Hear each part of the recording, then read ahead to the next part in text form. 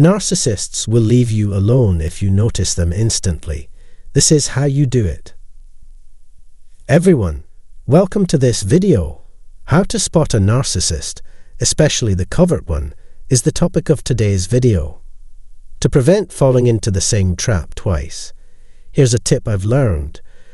Recognize a narcissist as quickly as possible once they make contact with you. Narcissists are spreading like a plague over the world. Thanks to their shared traits, covert narcissists can be predicted. Because of this, a covert narcissist will open up emotionally to the person they have feelings for. Their eagerness to sell themselves to you or get your attention is on full display. The narcissist will stop at nothing to win over a possible mate or target. Narcissists expect to be treated in the same manner throughout the courtship phase as they treat you.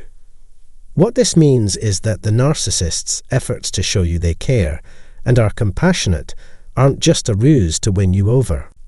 They're also a technique of getting the attention and affection they need. But there are a few more things you should know that may be said or done before we get into the specifics. To help you determine if you're dealing with a covert narcissist, I'll outline several characteristics to look for. The first indication is that they praise you a lot. Compliments are not detrimental in and of themselves. Narcissists, on the other hand, are unduly effusive in their compliments since they are self-centered fanatics. Keep in mind that narcissists always get a kick out of being the center of attention. Thus, they conclude that it is effective for everyone else because it serves their own ego needs and boosts their own spirits. Therefore, in order to win you over and lower your defenses, they would commend you on everything. What you dress, what you say, and how you walk are all important. All the good things they can say about you will be said. Here, a massive crimson flag is flown. Why would someone go out of their way to give you compliments if they aren't attempting to persuade you to do something? The comments aren't genuine, but they make you feel as if they can't help but lavish praise on you because of your attractiveness and magnetic personality. For the narcissist, flattery is the most effective tool for winning over others and gaining their confidence. Don't be surprised if they shower you with that on the first date or your first meeting with them in general. As a first step, they would promote their own narrative. In an effort to gain sympathy, they would either play the role of hero or sufferer. Narcissists are fanatics, thus they can't take a neutral stance on anything. Therefore, they need to be neither the hero nor the sufferer. Aiming for awe or pity is their motivation. Narcissists are experts at manipulating others' feelings to gain attention for themselves. Keep in mind that this is your first meeting with them. They will tell you anything to get you to buy their stuff. Narcissists often present themselves as victims or heroes in an effort to win others over. Here you might get some insight into how narcissists sell themselves. Finally, a narcissist on a first date can declare, "I think you're the one," since they are looking for someone who can enrich their life in some way. Narcissists will convince you that you have solved all of their problems up to this point. The sole positive influence in their existence. Keep in mind that you've only just met, but they're already placing their faith in you to help them find the love of their life. They have the propensity to view themselves as the only person in the world who gets them. They have nobody else to share their experiences with. I referred to this as the soulmate trap. Covert narcissists use this kind of language to emotionally connect their victims and make them fall madly in love with them. They might even hint that they've always had feelings for you. See you around. They might finally give in to the temptation to be overly accommodating. Because they are trying so hard to be like you, they will agree with nearly everything you say. As a whole, you probably have the idea that they share your tastes and values. They do this, so it seems like you and they have much in common. They will want to know everything there is to know about you as well. This is done, however, so that they can better understand your thoughts and expectations, and thus avoid being disappointed in any manner. If you become close to a narcissist, they will want to know everything about you, while also telling you exaggerated stories about themselves. If they are ready to judge and condemn others, that's another red flag. Absolutely not coming from you, no sir. Everything you do in the first stages of a relationship will seem perfect, but pay attention to how they treat and talk about others. If they are doing it on purpose, it is probably just to make you smile or laugh. But narcissists' devaluation of others is subtle, even when it's right in front of your eyes. All you have to do is recognize it for what it is. The next characteristic of a narcissist is the offering of gifts. Again, as soon as they meet you, they start trying to seduce you with presents. When a narcissist buys you a present, they want to make you feel like you owe them something and cause you to lower your boundaries. Because of this, owing someone favors their willingness to go above and above in providing assistance. More people are likely to accept them because of their confidence in them. You receive gifts from a narcissist because they are trying to force you to do what they want. In the long run, they hope to see a profit on their investment. And lastly, a narcissist will expect you to prioritize him over everything else in your life. When you're not busy, they'll keep bugging you to hang out with them. They'll want to participate in every aspect of your life and make it all about them. They're eager to meet you and your family. There is an immediate demand for your services. All of these are tools in a narcissist's toolbox for getting others to accept them as part of your life. The amount of work they've put in thus far is, to put it mildly, disturbing. Rather than allowing trust and connection to develop naturally, they are obviously trying to hasten the process. And you might observe these actions in yourself and the people around you. Therefore, be aware, cautious, and on the watch. As always, if you found this video helpful, please give it a thumbs up and spread the word. Please consider subscribing to our channel and pressing the bell icon below for future videos. Thank you for your time. Undeniable signs that you are a victim of narcissistic abuse, but you may not realize it. The experience of being a victim of narcissistic abuse is one that most people cannot fathom. Why? Considering that the vast majority of people are unaware of the steps necessary to survive a narcissist. You can expect them to question why, if you decide to stay longer than expected. How you manage to tolerate that is beyond me. Why you didn't see that coming is beyond me. Why didn't you just tell them what was wrong if you had a problem with them? In other words, that's not all. Questions that cast doubt on the reality of one's experience in the aftermath are particularly isolating and invalidating because of this. You test my honesty by wondering if I'm making it up. Am I making a big deal out of nothing? Did I just sound completely bonkers? Definitely not. And in a moment, I'll explain why. Danish here, specializing in helping people recover from all kinds of narcissistic abuse. In this segment, I will discuss the 5 most telling signs that you have experienced narcissistic abuse. Before we get started, I'd appreciate it if you could subscribe to this channel by clicking the subscribe button and the bell icon. Let's get started then. To start, you have a distorted view of who they truly are.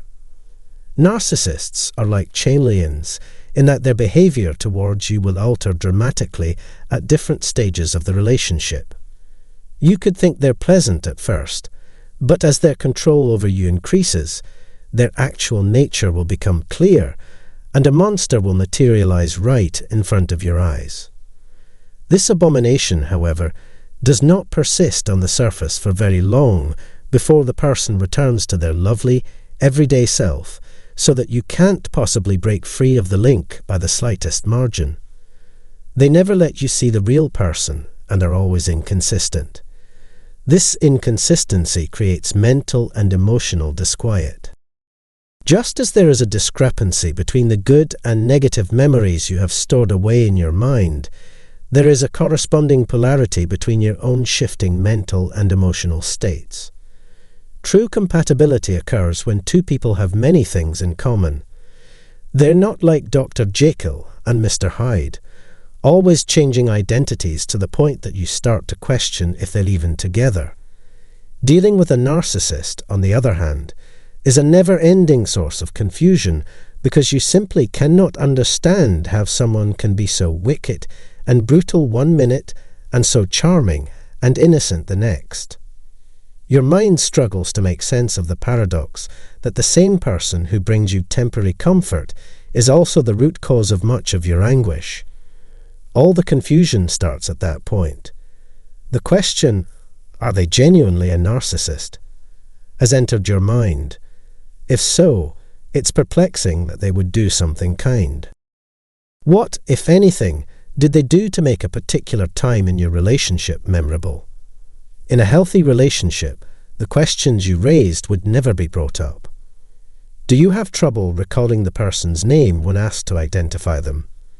Can you believe that's who they are? In order to make other survivors feel less alone, your comments are greatly appreciated. Second, the narcissist's unreliability has made you emotionally invested in them despite your knowledge that you should move on.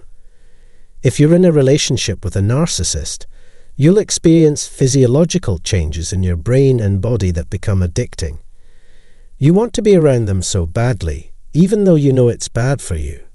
It's your nervous system, not theirs, that's looking for comfort again. Connecting with other people is essential. Almost instantly, you sensed they were offering you something in the bond. It's strange for a loved one to make you feel so uneasy that you don't want to be around them, especially when you miss them so much. Even though it hurts, you have to make the decision that you no longer want to be with the person you're in a relationship with. On the other hand, being with a narcissist might make you feel like you're in an impossible situation. There's a part of you that knows you should go forward, but another part of you keeps clinging to something that's obviously not working. You're holding on to a dream despite your better judgment. Hopefully, they'll see what a huge mistake they're about to make. However, things never improve, no matter how many chances you give them or how long you wait. In the third place, you're going through a lot of emotional pain. The grieving process after experiencing narcissistic abuse is especially convoluted since it involves mourning the loss of both reality and fantasy. You're feeling melancholy because you've given up on having a future with this person. You're feeling regret for all you were before meeting this individual, including your past relationships, achievements, money, children, and self-identity. You feel terrible because you've realized how badly you were treated by this person the whole time you were with them. This grief is weighed down by the traumatic experience of betrayal. During the peak of their love for you, they cheated on you. They cheated and lied to you over and over again. They swayed you into thinking that you had the right idea. They left without even a goodbye. That's why you're having such a hard time right now. Such a thing would never happen in a stable partnership. It's depressing, but it won't end your life. The wound caused by a narcissistic partner's betrayal can be deep and long-lasting. Your grief has many facets, and it may take you a while to understand them all. And fourth, this information has utterly shocked you. Your stomach has turned at the sight of humanity's nasty side. You've been scammed, robbed, and deceived into thinking a pretty lie is a truth. For our hopes, they peddled us a nightmare. You can't believe it. Their performance has turned your world upside down. That someone could be so mean and vicious baffles you. You just can't wrap your head around the idea that someone could have such a sudden change of heart. When one is shocked, one begins to question their own resilience. You start to second-guess yourself, wondering if you, of all people, have been the one to miss the obvious. An act of such monumental folly as failing to recognize and halt the shock is beyond precedence. Once you realize the narcissist for who they really are and how you fit into their universe, you may experience feelings of being cold, callous, and stuck. You've just discovered that everything has been an elaborate hoax. Genuineness, openness, intimacy, and chemistry were all missing. They were just messing with you for laughs. No matter how hard you try, you just can't wrap your head around the fact that this person is human. As the fifth most frequent misunderstanding, you showed symptoms of post-traumatic stress disorder, PTSD, as well as those of narcissistic abuse trauma in the most recent episode. You can't get to sleep, can't keep food down, can't focus, and can't recall things. On top of that, you're constantly on edge and exhausted.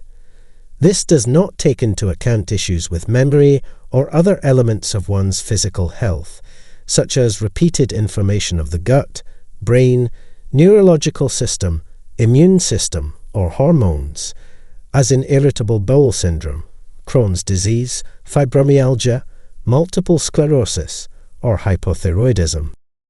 You are suffering unusual symptoms that are specific to narcissistic abuse, which considerably complicates and obstruct your efforts to heal from this experience, in addition to the regular challenges connected with trauma, such as cognitive dissonance, trauma bonding, and Stockholm Syndrome. None of these bad feelings occur after the end of a normal and healthy relationship.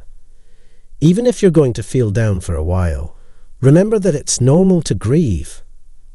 If you want to move on with your life, you need to forgive the person who caused you sorrow and accept responsibility for your own actions in the scenario. This should put an end to the debate. Once something is done, it's done, and you go on. Conversations are pleasant. People are working together and having fun. That is to say, we understand one another. Not a single question mark has been filled in. Yet, there is a great deal of work involved in ending a relationship with a narcissist. Your physical and mental makeup will shift to accommodate the high standards of an excessively self-centered partner. And that means you're going to be putting a ton of pressure on your whole being mentally and physically. They may also have bodily symptoms of ailments and conditions they've never had before due to the mental and emotional exhaustion they'll feel. That's why it's safe to believe the person you were with was really unwell if you're experiencing both standard and atypical trauma symptoms. And a lot of tension existed. Many hardships have been imposed upon you. Before we finish up, I need to know which of these symptoms best describes you. Leave a remark below, and I'll get back to you. What you saw today was the entire episode. It's something we should talk about before the next meeting. Up until then, mending can get underway. Please feel free to watch my other videos. Have a nice day. Exposing why the narcissist doesn't miss you the way you miss them. Why is it only you who misses the narcissist after the relationship ends? Why is it only you who has the questions? Like, was that a crazy one all along? How could I mess it up? Am I the narcissist? Why does a narcissist move on with the following supply and treat you as if you never existed? The answers to these questions are not quite simple, and we need to explore them in depth for you to know the truth. Because the truth will set you free, let's explore it together in this episode.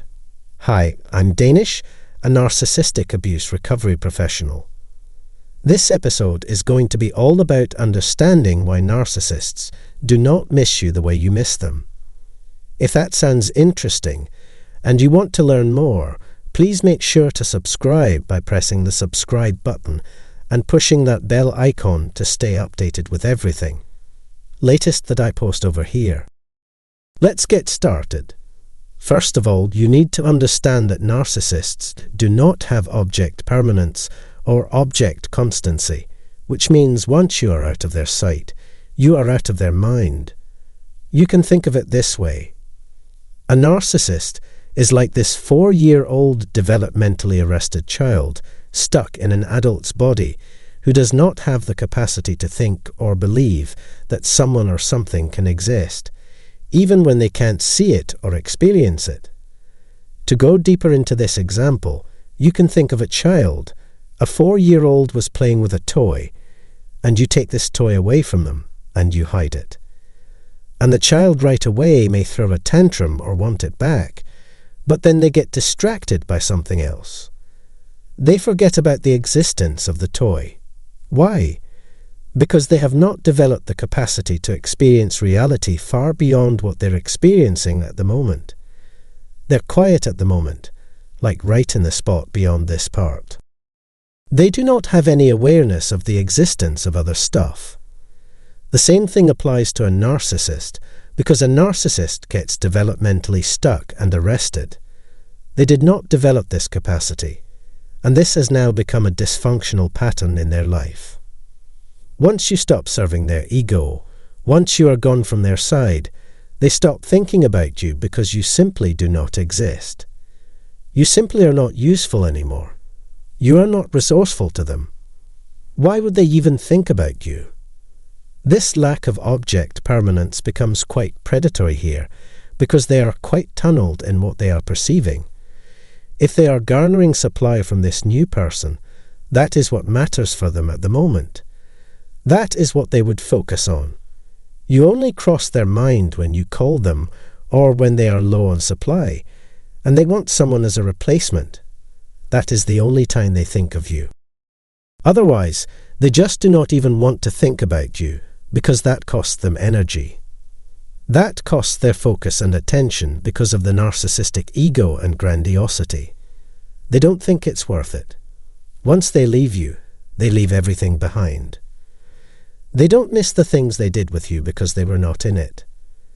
While they were doing these things, they were simply following the script because they knew that if they were to do these things 1 to 3 in the list, they would be able to make you feel a certain way, which means weaponizing the emotions that you feel towards them.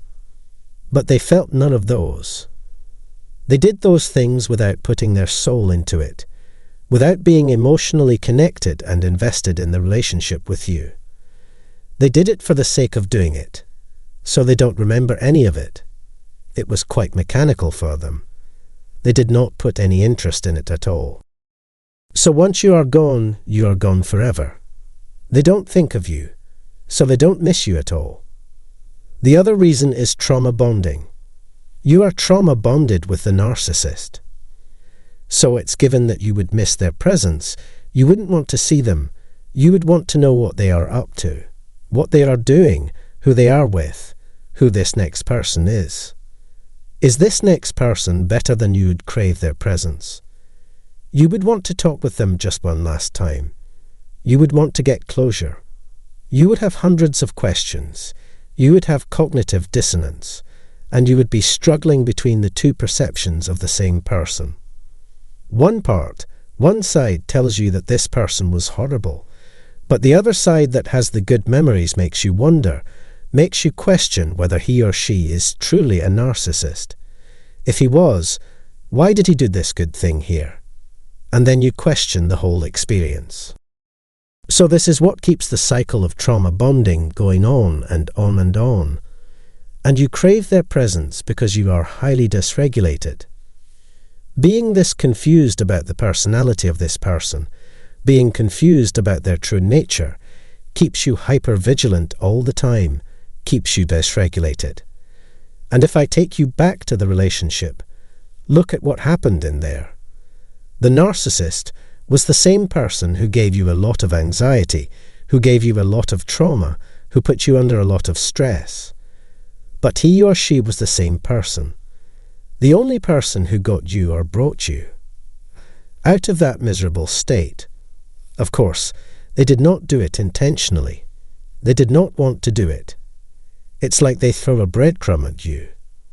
They just gave you this occasional nice behavior of theirs to keep you hooked, and you thought, well, the relationship is back to the way it was in the beginning. The homeostasis has been restored, but none of that is the reality. So that is happening right now. You are craving that stability again, at least that perception of stability.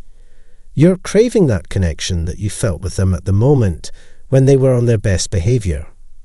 That is what is keeping you in this cycle of missing them again and again. They do not miss you because they are not in the same emotional state that they put you in. They have a trauma bond that looks completely different. They were trauma bonded because you gave them attention. You put them on the pedestal. You made them like the owner of your life. You gave them this perception that they have control over you and everything related to you. That was their trauma bond. That is their supply. That is what they kept coming back for. Now that they have found it somewhere else with someone else, they are not going to look for it. With you are in you because they had already replaced you. The only time they would ever come back is when they are low on supply so that they can re-establish control. So they do not miss you at all because they don't feel the need to miss you. They don't think about you. You are completely gone. They are not missing you. They don't have any guilt. They don't feel shame. They don't think they have done anything wrong. They don't think they have to correct anything. They don't have a conscience. That is the truth about it. They do not care about right or wrong. They do not think of the past. One is once it's done, it's done. They don't go there anymore. So that was it for this episode. I hope you found it insightful, and if you did, please let me know in the comments and drop a like, share this video or the episode, and make sure to subscribe. I will talk with you at the next one. Till then, let the healing begin. Narcissists, to keep their hold on you, require you to feel helpless and hemmed in. So that they may feel good about themselves, they need you to feel absolutely helpless and useless. They're set on seeing you suffer just as much as possible before they abandon you. This is to further their delusion that they hold absolute authority. On the other hand, it breaks their hearts when you rise from the ashes like the mythical phoenix and turn out to be completely different from what they had planned. It's possible for you to make some progress in altering your outlook on life and prove that you are better than the gloom they've put over you. Thank you for checking out this video. I'm going to show you 5 strategies to publicly embarrass a narcissist so that they finally see the error of their ways. Make sure to subscribe and click the bell icon to receive updates if this is a topic that interests you. Let's begin. Number 1. Change how you see yourself. Narcissists thrive on making others feel bad about themselves. Insults like "you're too fat," "you're too thin," "you're too open," "you're too closed," and so on will be hurled in your direction. They will convince you that you are unlovable as you are and that no one else could ever love you. They relentlessly weaken your confidence, making it impossible to escape. This whole thing is a snare designed to keep you subservient and in line, while they keep you brainwashed in their favor. This is the next logical step. There's a pressing need for you to accept yourself exactly as you are right now. You have to have confidence in yourself and your skills. Treat yourself with compassion and understanding first. Learn to trust your instincts and acknowledge your worth as a human being if you wish to stop other people from manipulating your feelings. You can only heal yourself by undoing the harmful influences that have shaped your mind. Finding your value within yourself is the only defense against having it set by other people.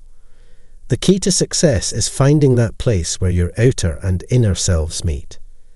In order to fill the void in your life, you must assume that position for yourself. To attract the affection of others, one must first learn to adore oneself.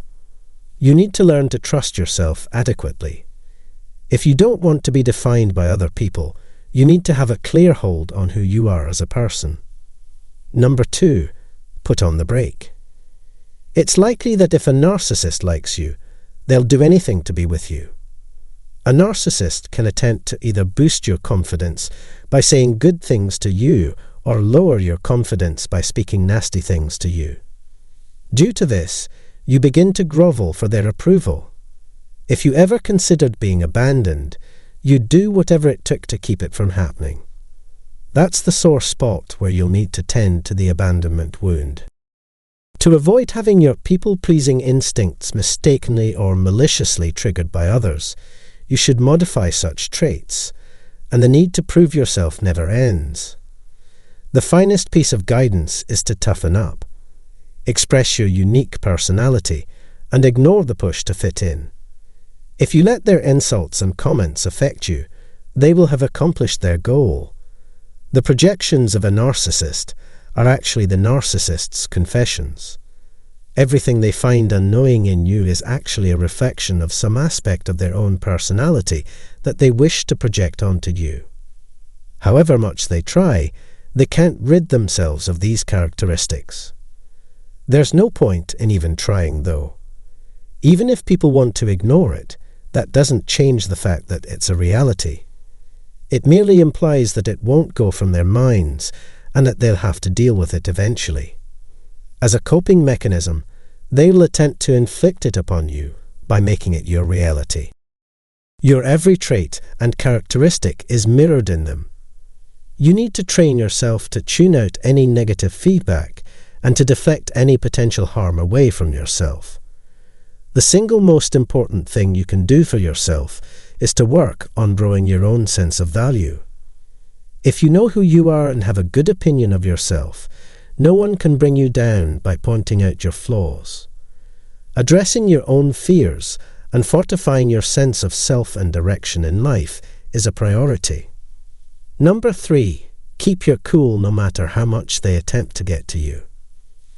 Narcissists require continuous feedback from others, both positive and negative, in order to function. Being able to make you feel things like anger, distress, or regret gives them a sense of power over you. A positive or negative response will have the same impact. And it doesn't matter if you're angry, sad, sorry, glad, paying attention, buying them presents, bringing them out, doing this, that, or anything else. So long as you react, they are victorious, so your attention should be directed there. When talking with a narcissist, it is essential to keep your emotions in check because their actions are prompted by your reaction. As long as they can see that their actions are having an effect on you, they will continue to torture and abuse you. The best way to drive them crazy is to show no emotion and be unresponsive to their actions. To get there, you need to learn to deliberately control your emotional responses. You have to put in the work to learn how to manage your emotions and curb your urges. Your ability to recognize and express your feelings will give you the upper hand while negotiating with a narcissist. The narcissist would have no control over your emotions in the long run. Strive for objectivity. Number 4, it's never your fault nor your responsibility. Even if a narcissist tries to make you feel responsible for their problems, you should note: nothing you say or do will ever make up for their unacceptable actions. In other words, you are innocent. At first glance, it may seem reasonable to think, well, I should have seen it coming. I should have left earlier. I should have trusted my instinct when they exhibited their darkest side. In the middle of things, nothing is simple. A foggy condition reduces or eliminates visibility. This level of knowledge was previously unavailable to you. There isn't enough time or energy to give these concepts the proper consideration right now. What's more important is that you don't have enough knowledge at the moment to tell fiction from reality. Since you now possess the means to put these plans into action, you are in a position to make these claims. Already having taken some sort of action, you now claim that you should have been even more proactive. But when it happens to you, you have no notion of what's happening. Perhaps it goes against our very nature to lie, especially when it comes to the people we love and the partnerships we've cultivated with them. As parents, for instance, we often wish to avoid the pain of facing the truth by clinging to the pretense the idealized vision of this person we have made. I believe you gave it your best effort overall. You made the greatest choice you could under the circumstances.